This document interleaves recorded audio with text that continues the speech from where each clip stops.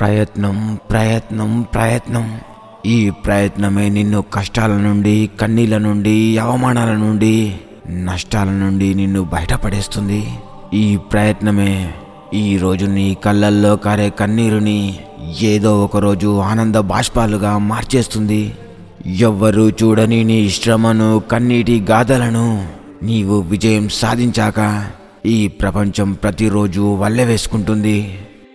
ఈ ప్రకృతిలో పుట్టిన ప్రతి వస్తువుకు, జీవికి ఒక గుణం ఉంటుంది. అదేంటో తెలుసా? ఈరోజు నీతో ఉన్నవారు రేపు లేకుండా పోతారు. ఎంత మంచి సమావేశమైనా, ఎంత పెద్ద సమావేశమైనా ఏదో ఒకరోజు ముగించక తప్పదు. ఈరోజు ఉన్న కష్టాలు, కన్నీళ్ళు రేపు ఉండవు. ఈరోజు నీవు అనుభవిస్తున్న సుఖ సంతోషాలు రేపు ఉండవు. ఈరోజు యవ్వనంగా, ఆరోగ్యంగా ఉన్న నీవు ఏదో ఒకరోజు పతనం కాక తప్పదు. ఈరోజు నీలో ఉన్న శక్తి కొండరాళ్లను, బండరాయిని సైతం బద్దలు కొట్టే శక్తి ఏదో ఒకరోజు ఒక అడుగు వేయడానికి కూడా నీకు సహాయం చేయదు. ఈరోజు నీ చుట్టుపక్కల చూస్తున్న ప్రాంతాలు కానీ, మనుషులు కానీ కాలానికి అనుగుణంగా, అవసరానికి అనుగుణంగా మారుతూనే ఉంటారు.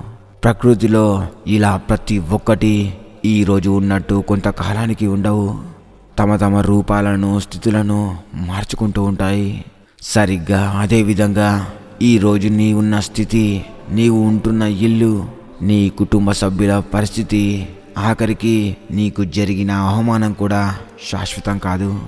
నష్టం అనేది ఒకటి పుట్టినప్పుడు, నిరంతరం ప్రయత్నం చేస్తున్నప్పుడే ఆ నష్టానికి అనుభవం కాస్త తోడై లాభం అనే ప్రతిఫలం నీకు అందుతుంది.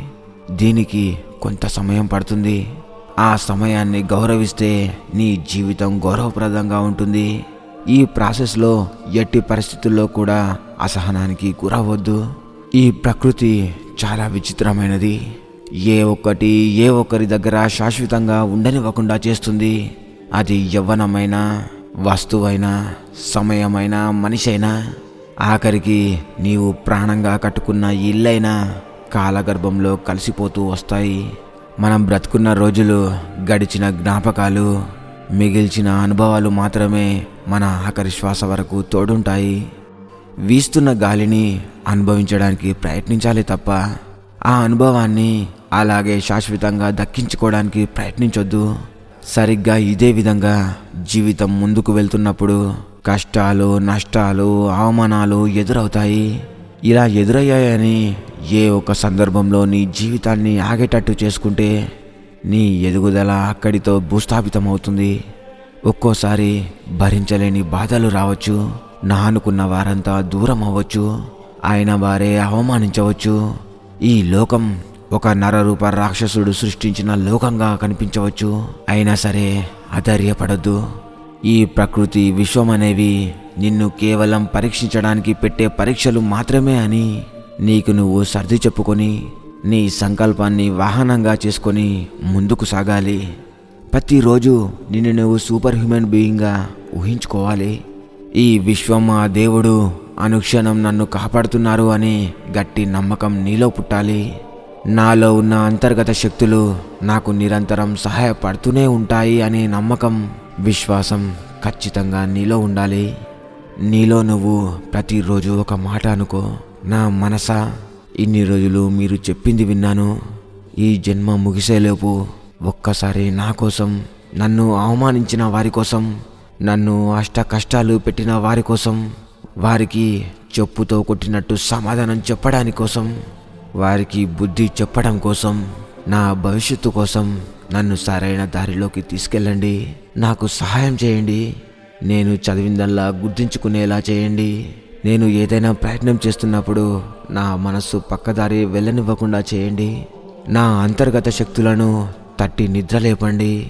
దయచేసి నా జీవితాన్ని అంధకారం చేయకండి అని నీ మనసుతో, హృదయంతో మాట్లాడండి.